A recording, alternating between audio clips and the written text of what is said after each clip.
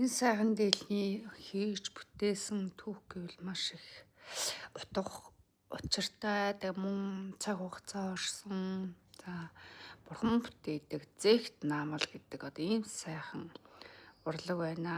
За энэхүү урлагийг 2007,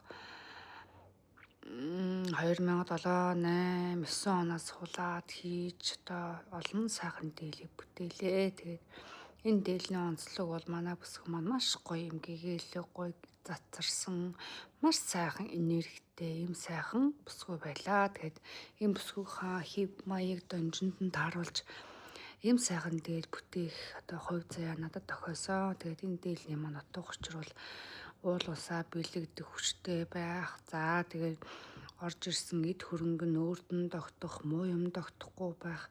За одоо бол ингээд зэгт наг яг наалт ингээ нам хийж байгаа энэ хэсгийг та бүхэн харж байна.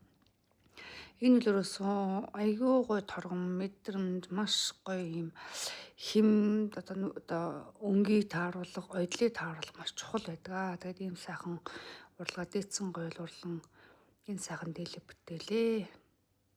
Зэгт наамлан дээл, цор ганц бүтээл.